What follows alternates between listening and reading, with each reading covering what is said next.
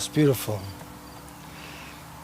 I want to share with you something about the Torah portion for a change. The Torah portion is Nitzavim. When we reach Nitzavim, one of the things that we know is that we're at the very end of the book of Deuteronomy. We're at the very end of the Torah reading. The other thing we know is that Rosh Hashanah is around the corner, and I should start writing soon. The other thing that I want to say to you is that in the beginning of Nitzavim, it says, Atem Nitzavim Hayom, all of you are standing here this day. And we always will talk about this Nitzavim verb, that it's not just standing around, there's a standing that's intentional. There's a standing that is deliberate. You're standing with some kind of a purpose. And then it goes on. You stand here this day, all before Adonai, our God, all of the leaders, the tribal heads, the officials, the people with some rank. It talks about the men of Israel, the children, the women. And then it goes on to talk about strangers, but not people you don't know. Remember, a stranger, it's not really a good translation. A ger in Hebrew is somebody who's living with the Israelites, but they're not an Israelite. So they have all of these other people that are part of the camp, but they're not Israelites, but they're there too. They are all there too. Even the people that are doing the schlepping. That's my favorite part. The schleppers. The wood choppers and the water drawers. Water drawers. It's hard to say if you're from New York. So you have officials, everybody in the middle, and the schleppers. And they're all there to be witnesses to something great.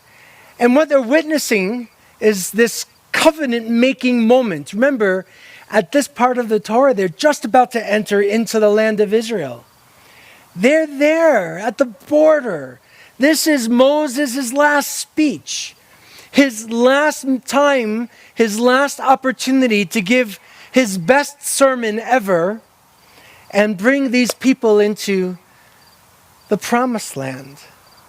So whether you have high rank or low rank, everybody is a witness to this. And then it says, I make this covenant with all of its laws, not with you alone, the Torah says, but both with those who are standing here this day with us, before the eternal our God, and those who are not here on this day. So you have to wonder, the teaching is everybody who's there and everybody who's not. What does that mean? Well, you have all of those people, the officials, the folks with high rank, all of the regular folk, and the schleppers.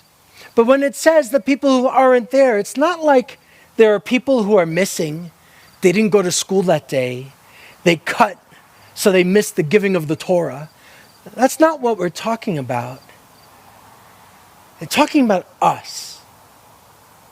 All of the people who aren't there are also there. And that's Jewish communities all throughout the generations. There's something interesting in that last line where it says, those who are standing here with us this day, it says in the Hebrew, ki et asher yeshnu po imanu omer hayom lifnei Adonai. In the very beginning it says ki et. Et usually has no translation. Sometimes in biblical Hebrew, et means to or with.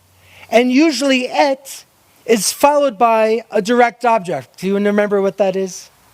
A direct object. Think of something very specific. So usually you would say et before somebody's name, or something that is specific, like not a table, but the table, right? Direct objects. Good.